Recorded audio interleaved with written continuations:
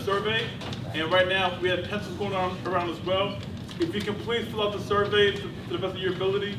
That information helps us out as a department and also as an EMOC initiative to know where we need to go, how we need to fill in certain gaps, how we can better serve our community, particularly our men of color, for this initiative.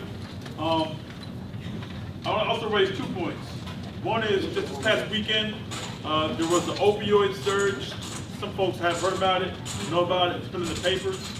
And we know that it's in parts of the city of Philadelphia. And we also understand that as a department, we have an obligation to respond. And so we want the community to know that we're aware of this. And as a department of behavioral health, DBHIDS, we already are right now devising and building a strategy in how to be community-centered, and community-guided, and community-engaged in how we approach this crisis. We understand that the opioid surge is not only, an issue that happens in West Philadelphia as it happened this past weekend, but it happens in all parts of Philadelphia. And it's an opportunity for us to engage in some real praxis of change and really getting our hands dirty and getting our boots, on the ground. And so we're looking forward to doing that work over the next several months.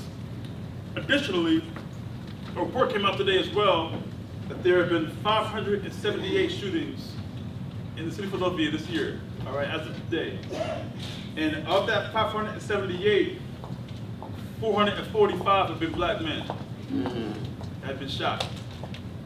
So 445 out of 578. So the crisis is on multiple levels, right? The crisis of violence, the crisis of the traumas that we are facing and trying to navigate is deep. The despair, the desperation, but there's also hope, as we heard today. Where you are starting is not where you're going to end up, and that's always going to be the language and the narrative and the fire that brings to our program called Beyond Expectations. So once again, please complete the form to the best of your ability. It will help us, and then we're going to have a talk back. We have some great questions for our community. And there'll also be an opportunity for you as well. If you have any questions or comments for the guys here, for the men, you can get an opportunity also in a few minutes as well. So I actually want to bring up a great colleague of ours, somebody who is very dear to our initiative because he's been helping us out so many times from the front line doing this work. And he's somebody who is clear and concise about this work, Malik Gray. Very concise, and he's straight to the point. This is gonna go quick, right? Can we give a round of applause to these gentlemen?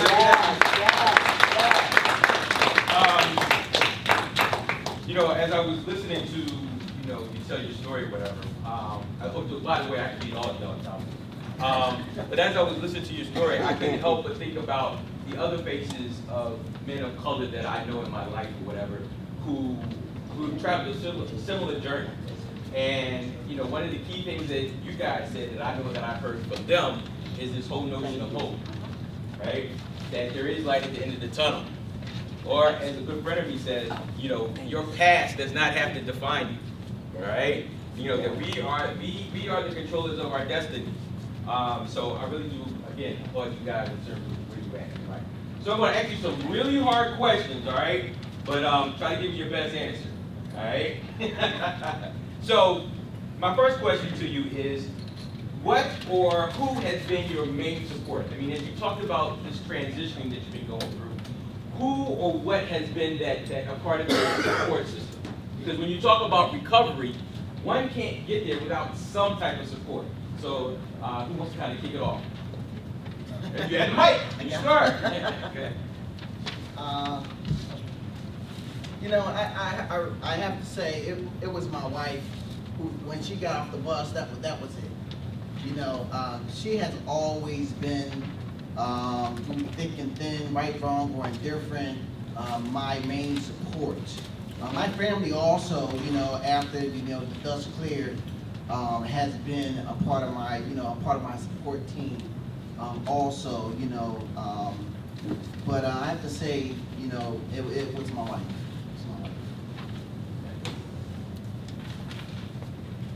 For me, it was my stepmother. She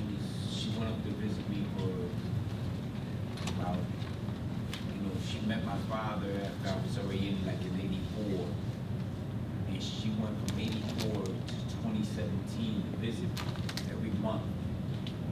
And, my mother passed, she went to her funeral. And when my father passed, I thought that, that would be the end. My father passed in 2010. I said, well, she ain't gonna come up no more. So, I was in the same penitentiary with my brother, so I said, well, look, she's gonna probably go her way or whatever. And she did. She stayed there. She showed, she loved us like we were her own kids. And she was a big support. She changed my life. To this day, I call her every day. Even if I don't go see her, I go see her every week. She's a little up in age, but I'm there for her now. And I think she's a big support part of my life. Okay. It's a combination of, like faith and, just like supportive friends and partners. I have a network of people that care about me, that always, checking in on me. Visit me when I was in the hospital.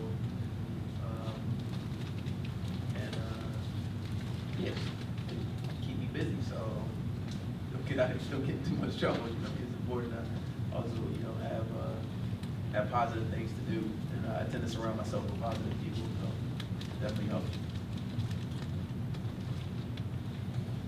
In reality, two people, or I would say the first person that changed me is Jesus. I have no doubt, unapologetically will say that. And the second person, second group is I didn't grow up in church neither, so that's a little weird. But like the men that I met at the church, they helped me cross over to stand and help me transition out of where I was at. Oh, the father just. Okay. All right. I got another question. In your this journey, this recovery journey, what things have shown you or taught you how to deal with the stigma of maybe substance use or living with mental health? What things have you learned in terms of how to deal with that? Even, if you think about in terms of, name calling or the thinking that someone who has ended up on drugs or dealing with alcohol, you know what, they can't be nothing. So how have you learned how to battle that stigma of When you experience pain, turn to anything that makes you feel safe. So, that's one thing that helped me battle it or change how I even seen it and help others change the language of how you talk about it. Change my experience, my family experienced it, but they never talked about it in a strength-based way. And I realized this as I learned how stigmatizing it is to call somebody like a crackhead or like an addict, like somebody. I didn't realize, but I had that language before too. So, how I don't know if I'm answering your question, but basically just change how you change the language of it. And I didn't realize that until my heart changed about people. Yeah, I think for me, being diagnosed and really experiencing it for the first time at 24, it was already, like, dealing with stigma was already something that I was always used to, like being a black man in America, Muslim after 9/11. I was really Muslim after 9/11, like with the rock kufis, garments, everything, outwardly presenting and like proud. So, dealing with that, like the anxiety and fear and that, kind of managing that, and like really when being diagnosed with bipolar disorder, it was like, all right, I really didn't care after that, like what people thought or the perceptions about what my truth is. So so I would say my background, identity, and faith kind of gave me the strength to be, approach my diagnosis like head on and not really run from it. Can you repeat that question? Sure. What has your recovery shown you in terms of how to deal with stigma or issues around being stigmatized? When I was in the public schools, I was told that I had an IQ of 61. And, far as like IQs are, 61 is like borderline retarded. I got a master's with honors, Texas University, so apparently somebody's wrong. So, you know, but, you know, by me being in recovery for so many long years, you know, I show empathy towards others. You know, I have understanding towards them. I felt their pain. I know what they've been through. Been through a little bit more than some of them, you know, and I always encourage them, like the guys in my groups, I encourage them, hey, look, you can do anything in life you want to, you know, and I let them know that, look, you know, like, when here we are, a group of people, look, you were flat broke all day long, but you managed to stay high, you know, look at the things, if you put your effort in recovery as much as you did in your addiction, really, there's nothing you can't do. And I always encourage them, don't let people tell you can't. You know, always, you know, you're just as good as anybody else in society. You know, to this day, I'm still labeled by society for what I've been through or where I was at. But I know what I can do. I know what I'm capable of. You know. And I still have more dreams ahead of me. I still plan on going back to school, getting another master's. And that's more or less, you know, I try to encourage them. So I understand where they've been at. Don't take any I've student been loans. there. Don't take any student No, I'm all right. I ain't got it. Thank you. See, I learned to say that you that question triggered me, you know.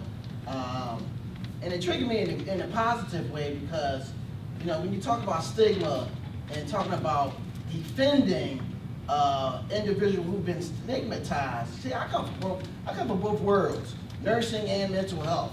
So, you know, I'm like, listen, we got a problem here, doctor.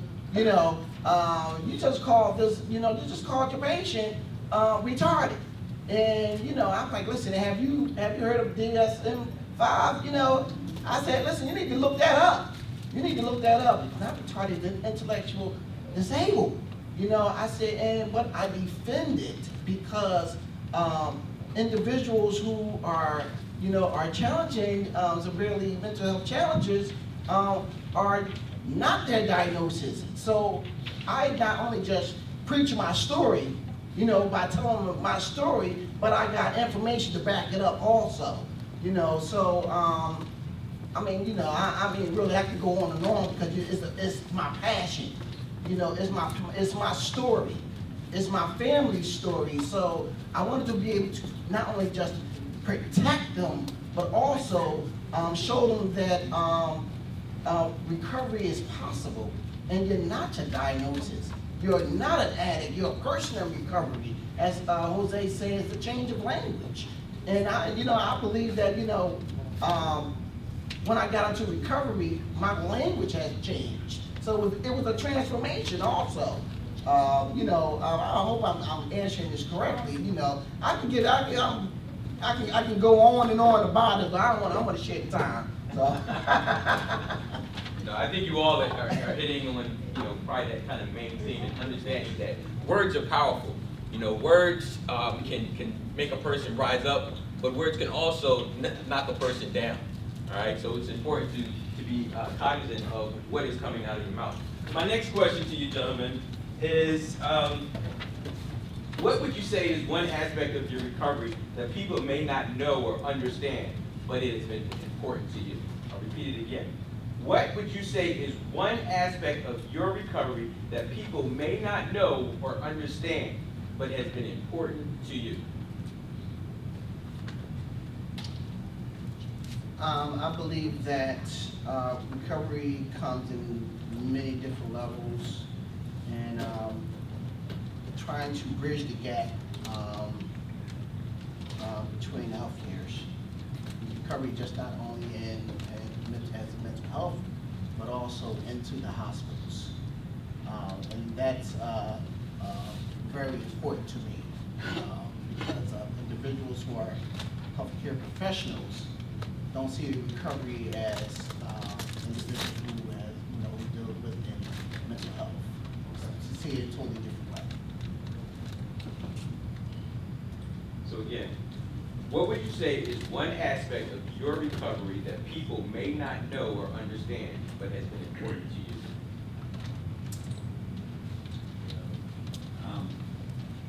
When I was in the penitentiary, I was in group for 2 years for my own recovery. Then I ran it for 4 more. I was in group therapy for like 6 years straight.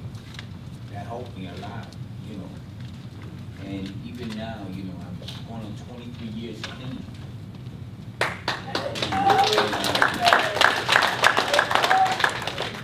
But I still attend meetings. I go to 2 meetings a month.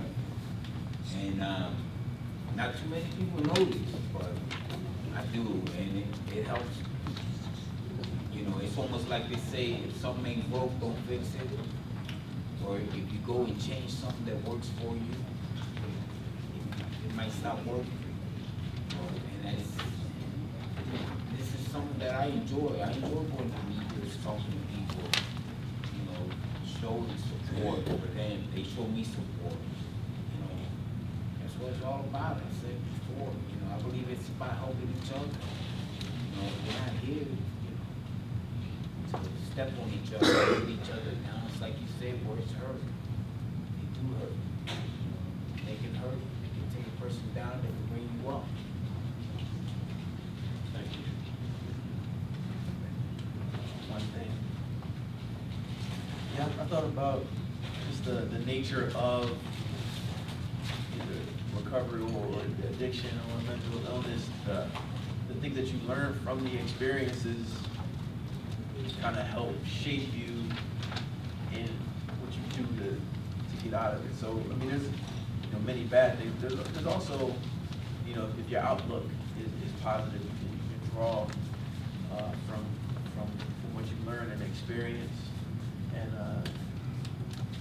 so like even you can kind of transform a lot of those things that are perceived as negative into something positive, and you can use that as fuel to kind of what you want to do. You can use that to really empower yourself. To be honest, that question is making my head spin. But I hear the word out the box, and I think one aspect of that people don't know, one aspect of my recovery that people may not know, or right, I'm just not gonna know, but that's what I'm trying to say is that I see recovery out the box, and system-wise, individual-wise, and also personal-wise. I see recovery in out the box manner. That's the way I answer it. And that's the instrumental in helping you. Yeah. It is, yeah. So I don't want to hog up all the time here. Does anyone have any questions in the audience? Yes. Stand up, stand up. Sparkler, how you doing? It's a pleasure that we have younger adults get into recovery. I just want to know, what do you think it takes to engage more younger people to encourage, that's the word I want to use, to get into recovery? What is your suggestion? Fine. No, that's not just like sarcastic. Like I never knew. And to go back to the first question earlier, I didn't know what stigma was until I ran into somebody that was connected to IDS. I didn't know what stigma was. I didn't know that we called people names. And not too long ago, and recently, these young men don't know about these opportunities to become or walk into recovery. They know only what they're supposed to. So like if they don't, like for example, we just had a CPS, community health worker peer, training for individuals aged 18 to 30 not too long ago at Drexel. And these young men come from all different backgrounds and different stories, and they didn't know that recovery was possible. They didn't know what even recovery even meant, or like if it was a change process. They didn't understand. They just knew like I just go through life. So I mean, I've been saying by finding like I really hope that we could take much more into the streets. I mean, we're not talking about recreational centers, you know. We're talking about the corners. Yeah. That's where I come from. I used to sell rocks, oh yeah, I used to do that. Now, hope, joy, peace, a way out. That's where I'm going that way. Thank you. Anybody got an answer?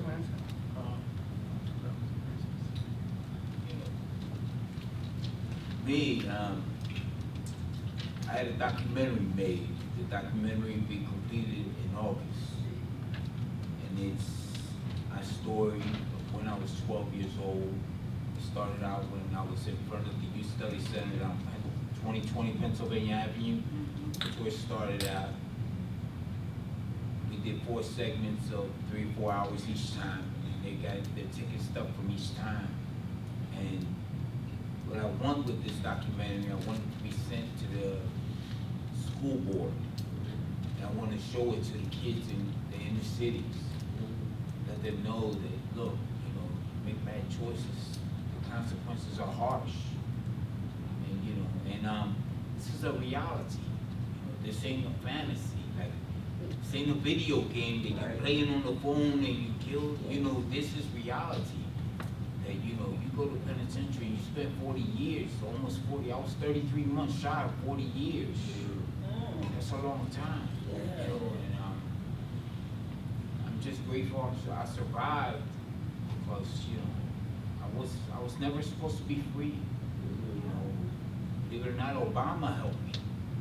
When he put the 2 justices up there, it was a 5-4 ruling that just barely hit us. And the Pennsylvania State Supreme Court said it wasn't retroactive. They went back up there. You know, Henry Montgomery, a cop killing from Louisiana, that case made it retroactive. That struck my sentence down. I had to be resentenced, you know, and I want to tell these kids about this. Right. Tell them, look, you got your whole life. Don't throw it away, because in 1 second, you can do something. Make a split decision and your whole life will change. Yeah. That's what I want to do. You know, it'll be done in August. I'm going to have copies made, sent to And the name of it? The name of the documentary? Well, it don't have a name yet. It's in the process. You know, it's going to be done, you know.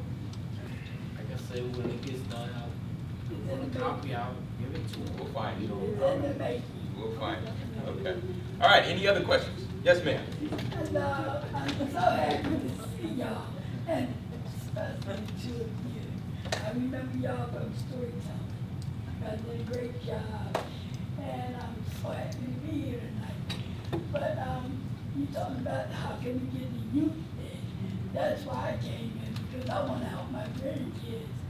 And the best thing we can do is show them what we got, and hope they follow us. Because my grandson, I have 2 of them that's incarcerated because of bad choices. Now, they remember my story because I was in my addiction very heavy.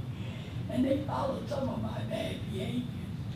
And it cost them dearly, but they do it time now. But I have one of them that got out through the grace of God. And I'm trying to bring him in. He got a clip because he hears me talk about PROACT all the time. So he got a glimpse of it and came over to see what it was all about. But I want to get him into your program because I think it's wonderful. You guys got something going on here. And we need our young children. We're losing them. And I just want to show them recovery works. But see, they don't believe it because I didn't either. When I was their age, I was hard-headed, didn't want to listen. So I said, the best thing I can do is show them it works. I had 15 years, and my grandson, he's been watching me because he said, I don't want to hear you think you're ready. You gotta be ready. Then you coming over here with me. So he's thinking it out. But the hard thing about it is, he followed his father. But the lifestyle. It looked so good to him. And money, and there's money. I can't get him away from the damn house, excuse my French. But he's got those bad habits, and he wanted drugs, to deal drugs and stuff. And I said, that's an addiction, and it's an Yes, it is. and I just pray that I can get him away from the lifestyle, because I know how it was for me. I liked it that fast money too, and it kept me in trouble. I was on the street day and night bragging for that money. All that money in the world didn't make me feel good at all. I felt dirty and dirty, and I couldn't get clean. Even when I came to recovery, I still felt that dirty. And I say, how can it get better? So every day I say, God, fix me. And do you know that 2 words work? He started fixing me without me, my help. He started doing stuff beyond my wildest dreams. And I said, you know, maybe this recovery might work. Because I'm starting to look clean. And I love it. So I hope it comes. Thank you, thank you. If I could, drawing from what the young lady just said, if you could speak to your younger self, right? Yeah. What things would you say to that younger person to help you stay on the right path or to get on the right path? Don't do it. I'm gonna get them to say it too, all right? I'm gonna give me that high five. Give me that high five. Hey, go ahead, Sean, you good. What would you say to your younger self? What would I say to my younger self? You know, just remind me of my younger self at the age of 16. I had experienced homeless for the very first time. And my younger self would be, there is help. There is help. Yeah. And I said those words, there is help. Help yourself, Dave. You know, that's a hard one there for me because I wish that there was someone like me back then who would have told me, look, saying, you know, my father used to tell me, and it was sad because my father predicted my life sentence. I was 15. You know, but we always think it can't happen to us. Right. I did, but it can. You know? And what could I say? I don't know. I heard you say it. You said about attaching that younger self to someone older. Yeah. There was That mentor. Yeah, there was no one That there. old head. That person that maybe has gone down that wrong path and has gotten their life together, who could just say, hey, David, don't go that way. You know, when I was 15, I thought I knew everything. I was real cocky, arrogant, from the corner, and I had more heart than anybody. You know, I was proud, but I was confused because, you know, I used to want people to respect me. And you know what? If people didn't respect me, they feared me. And I was confused between fear and respect. And that's what I think a lot of things right now with the younger ones, they think they want respect, but nobody respects them. They fear them. And somebody needs to literally teach these kids, look, people don't respect you for doing this and that. They fear you, but they don't respect you. Because a lot of them, they think people respect them. And it's not. You know, they're confused. And believe it or not, the best thing we can do is keep talking to them, keep trying to show them. Because like you said, the kids, they're the future. You know, yeah, I'm 55 years old now. 30 years from now, I don't know, I might be here, I might not. But, you know, these kids will be here 30 years from now. And they are our future. And we do need, like she said, we do need, you know, I was born and raised here. I was born in a doctor's office at Marshall and Diamond. This is where I was born at, North Philadelphia. Marshall and Diamond, there used to be a great building there. That's where I was born at. And I love this city. Seriously. You know, I used to be in the penitentiary. A lot of guys talk about, oh, when I get out, I'm leaving Philadelphia, I'm leaving Pennsylvania. I said, man, I'm not leaving. I'm not. I love this city. And I want to stay here and help. I really do. That's my goal. You know, I want to get back something that I didn't do before. There it is. So you got David, you got Sean, you got Gabriel, and you got Jose. Let's give them a round of applause.